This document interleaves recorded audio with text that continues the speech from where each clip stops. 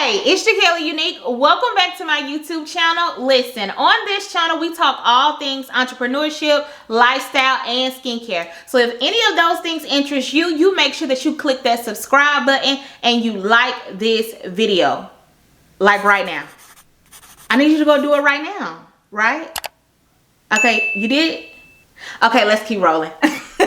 This has been a video that I wasn't too sure if I wanted to share, but I decided to go ahead and do so.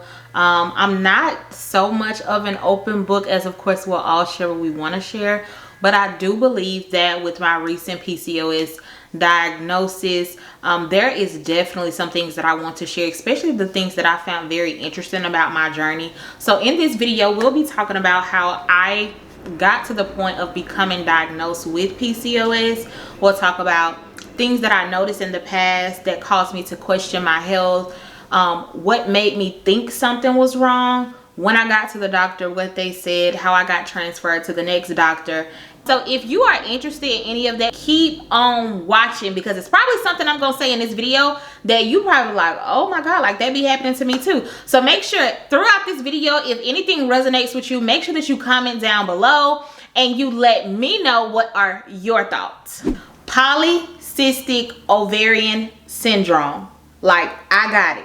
I literally told that doctor when she told me that, I said, no, I don't want this. So with me being an esthetician and me treating skin inside of the treatment room, I'm always able to talk with my clients about different internal conditions that could be affecting their overall skin, right?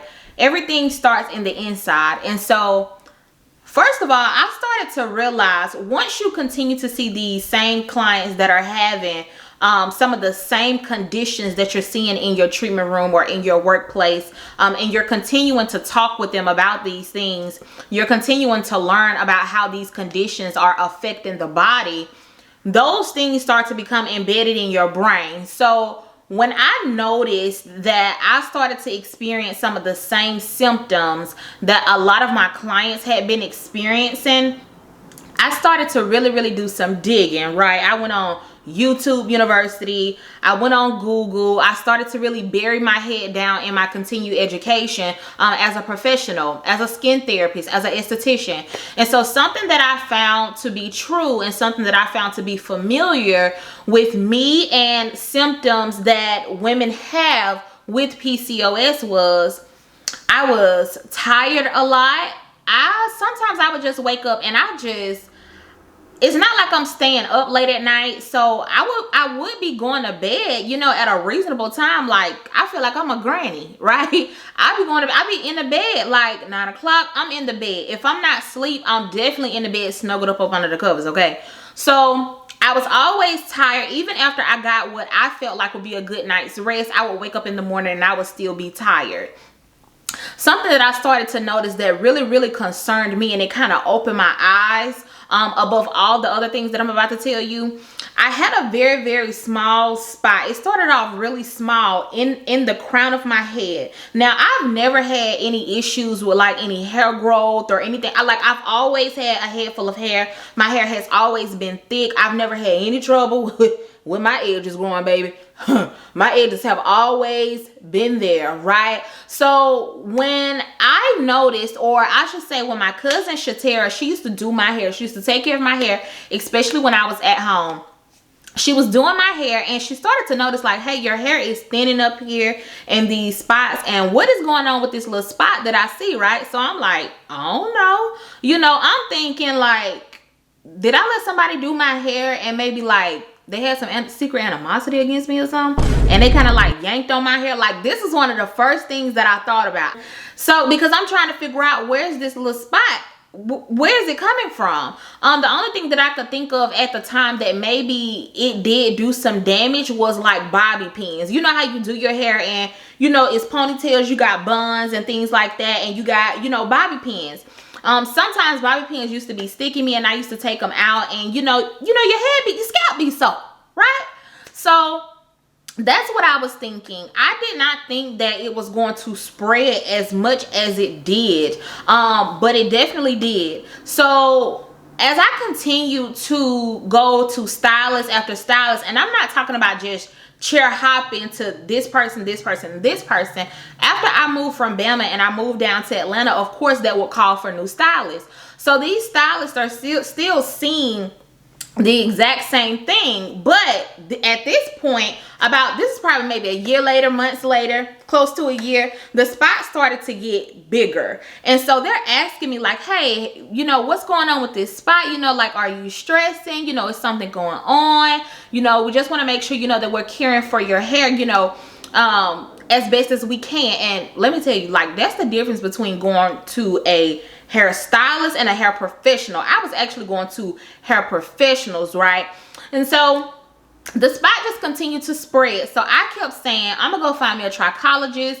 But of course, I do know that insurance doesn't typically pay for, you know, treatments and consultations of, you know, things like that. So eventually it got to a point where I decided at the end of last year that I was going to go ahead and set up and go get me some blood work done and see what was going on with my body, because I knew something was off. Not even just my hair thinning and balding in the crown of my head. This is the biggest I have ever been, okay? I still look good, but this is the biggest that I have ever been. And let me say this, I am a foodie. I'm very picky. So if I find something that I really like to eat, I typically don't switch it up, because I just have this thing about food. If I eat something that don't taste good, baby, it didn't, I still taste it for days. I still smell it for days. I still see it for days. So I typically like to stick to what I like to eat, right? And so I am a foodie. I love food. So, you know, I know I do love food, and I know anytime we go out, you know, we gonna eat good, especially in this household. We gonna eat good. But even when I started to like have these times where I was cleaning up my diet, I didn't feel like the adjustments that I was making to my lifestyle, I didn't feel like I was seeing a reward.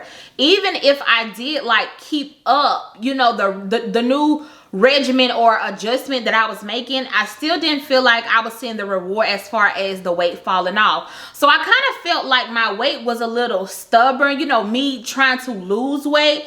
My body was just a little stubborn, and I really couldn't figure out why. So I'm thinking to myself, I'm tired all the time. My hair is thinning in the top, and it's balding. I don't know where that's coming from. And then, you know, I didn't gain all this weight, right? So that led me like, okay, it's no way I'm going another summer. I'm going to have another birthday, and I'm just getting bigger and bigger and bigger and bigger. Like, I'm just not going to let that happen to myself. I'm not going to do that to myself, because I do know, you know, your image, it tells a lot about you, whether people like it or not. Your image tells a lot about you, right?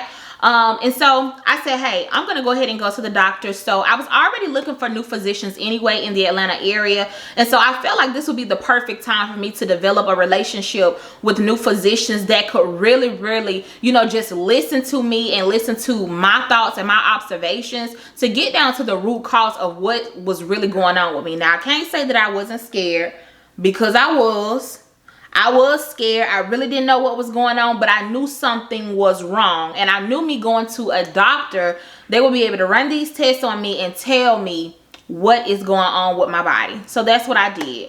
Went to the doctor, y'all.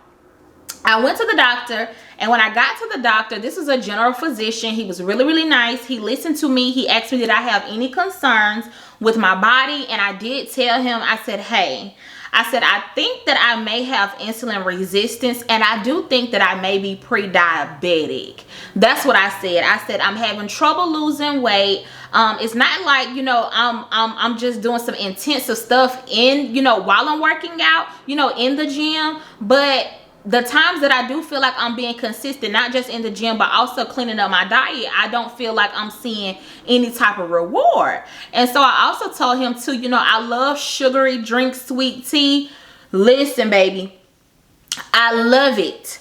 So he was like, all these things that you are saying are valid. I don't want you to be scared. He was like, we'll do some testing on you. We'll go ahead and take some blood today. And then, you know, we'll see what those tests read. If in fact, you know, that you are insulin resistant, or, you know, you may be leaning, you know, towards the PCOS way, he said, we'll get you some help. I'll get you referred, and that will be that.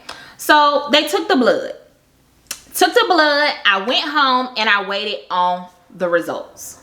I get the results, and it's exactly what I thought it was going to be. My insulin levels were very high, which definitely made me insulin resistant, and also I was in the pre-diabetic range. And so once those tests came back, my general physician, he told me, he said, hey, these are things that concern us. We're gonna now refer you over to an OBGYN. Now, I did tell him to go ahead and give me some recommendations, but immediately I was already doing my due diligence, okay? One thing that I am gonna be about me is I'm gonna be an advocate for myself. Like, I know when something is going on with my body. I can't tell you what exactly, because of course I'm not no damn doctor. But I do have some expertise, you know, in these conditions that my clients are coming in telling me that they have. I am helping them manage their skin through these conditions that they have with my skincare products, with my company skincare products, Skinostics. So he referred me over to an OBGYN, or he said he was going to do so, but I had already immediately, I went ahead and I did my own due diligence, and I went and looked up an OBGYN. Now, PCOS is still in my mind. When it said that I was insulin resistant, initially the thinning and the balding in my crown, that wasn't really like what was in my mind. When it said insulin resistant, I don't know why, but for what reason, PCOS was already on my mind, but I don't know for what reason, why I was thinking like infertility. Infertility. I don't know why I was thinking that. And so I went ahead and I looked up like infertility specialists, reproductive specialists, and I ran across a specialist group that sees women for infertility, and they are reproductive specialists. And so of course I went ahead, I made me a appointment. It was already time for my annual checkup, so this was perfect. It was time for my annual checkup with the general physician, and it was also time for my checkup with OBGYN.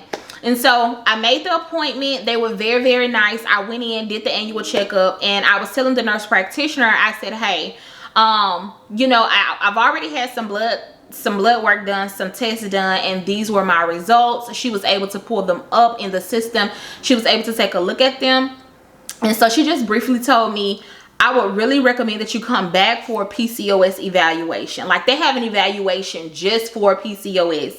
She told me they would have to at least diagnose you with 2 out of 3 things to confidently diagnose you to say that you do have PCOS, right? And I believe the 3 things that she told me, she said, 1, if you're not ovulating on your own, or you don't have like a monthly menstrual cycle, that would be one thing. 2, it would be you're insulin resistant. And I can't remember what the 3rd thing was. She said if you're not ovulating. I believe that's what she said. Okay. But 2 out of 3 things, right? She said at that PCOS evaluation, she will be able to tell you if you indeed have PCOS. So I'm like, okay, sign me up. Well, of course, insurance doesn't necessarily, you know, just pay out of pocket for these specialty treatments, right? So of course that was something that, you know, we had to pay a little extra out of pocket, but I really didn't care. I wanted to figure out what was wrong with me. I did not know if something was, yes, I did. Yes, I did. I knew something was wrong. I just didn't know what.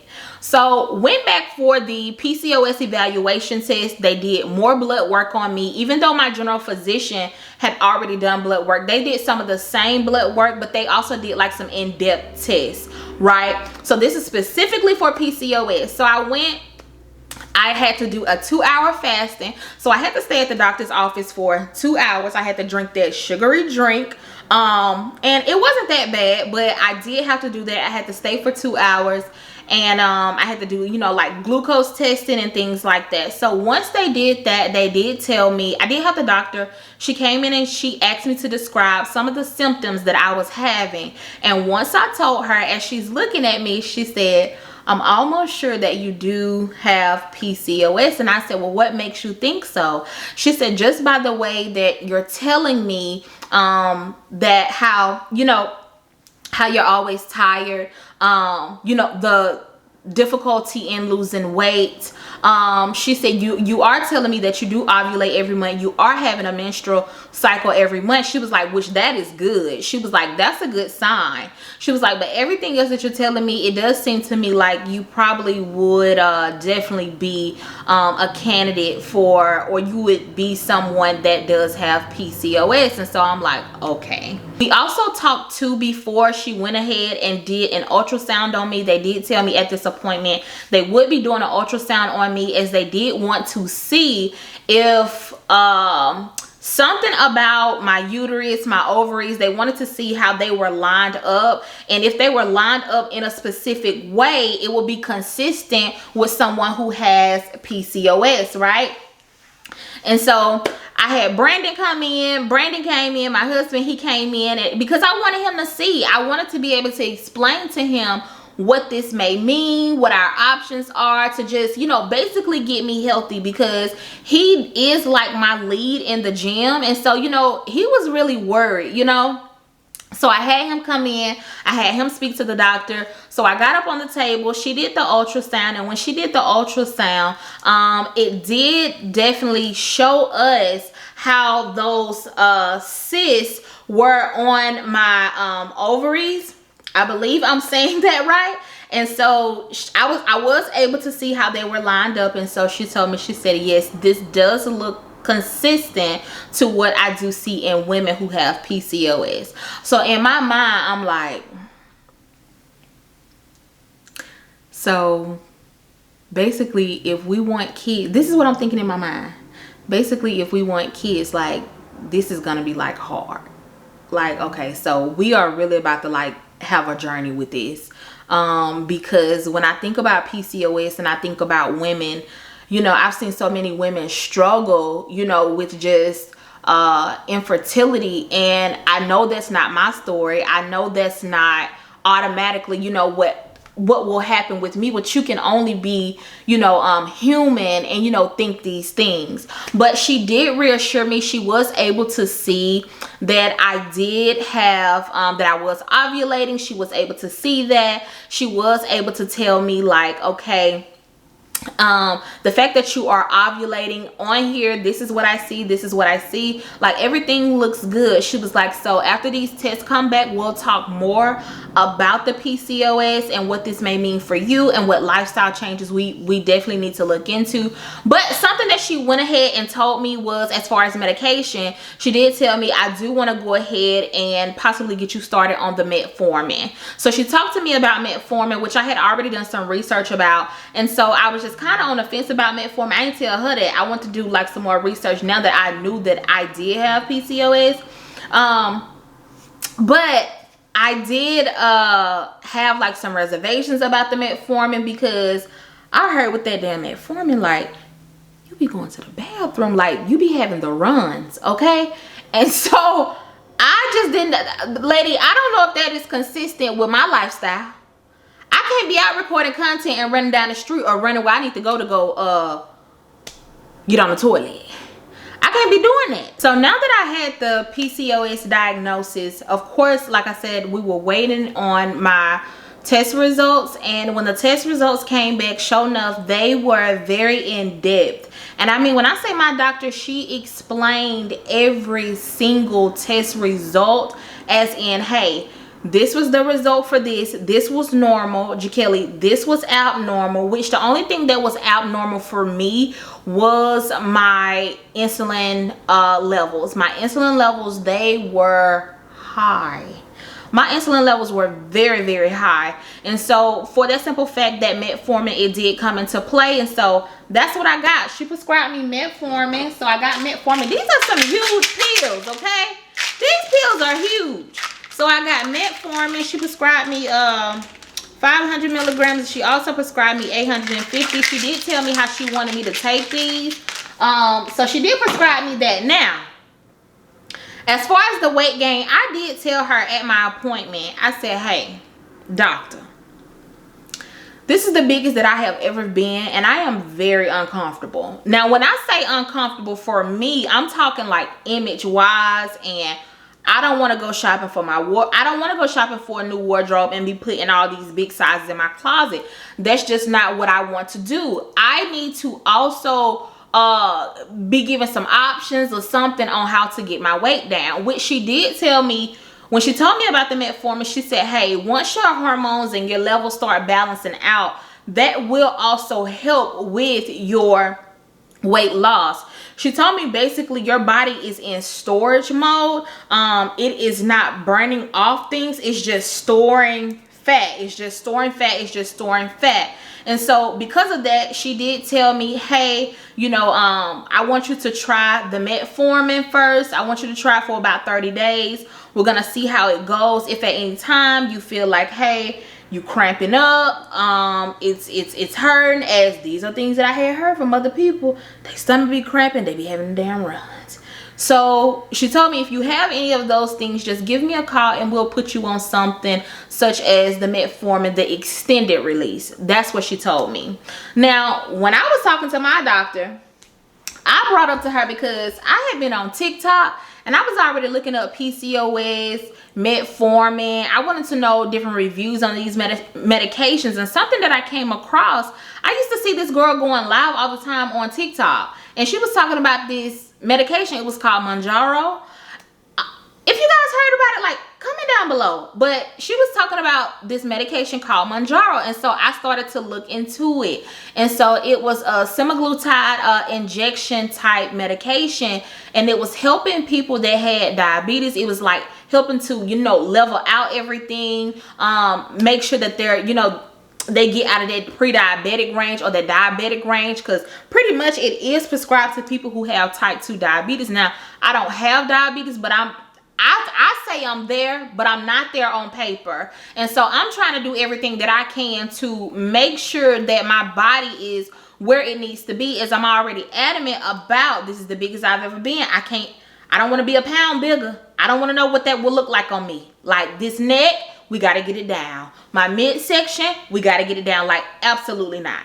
Right? So I heard about the Mounjaro, so you know, immediately I'm trying to figure out, is my insurance covering this? I'm seeing these ladies, they're losing pound after pound, and I mean, they losing some good weight. I'm seeing their transformations. They're saying that their hormones have leveled out. They're saying this is the best that they've ever felt.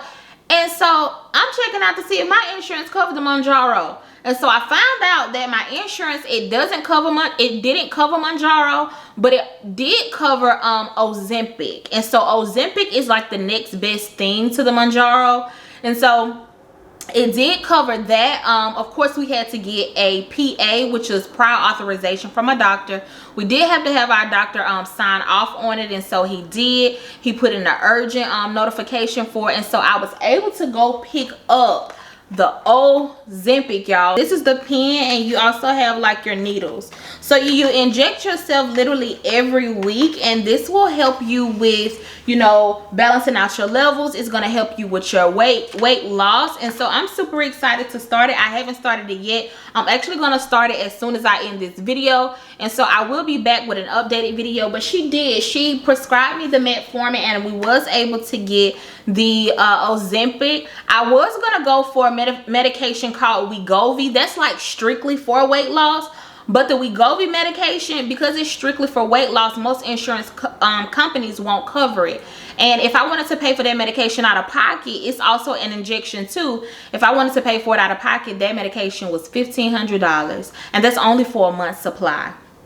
And I did have like a $500 off coupon, but who want to pay $1,000 for a month's worth of medication when you can get something that your insurance company prescribes and it's only $25? So that's what I got. So I'm super excited to share this journey with you guys. Of course, nobody asked for PCOS. I know a lot of women experience different symptoms, infertility, they're not ovulating, so you know they have to have, you know, things that are given to them to help them ovulate, you know, to, you know, be able to have children. And so I am thankful that, you know, though that did skip me over, I am thankful that I am ovulating, you know, should we decide that we do want to go forth and have kids. But for me, it's, I gotta do something about my hair.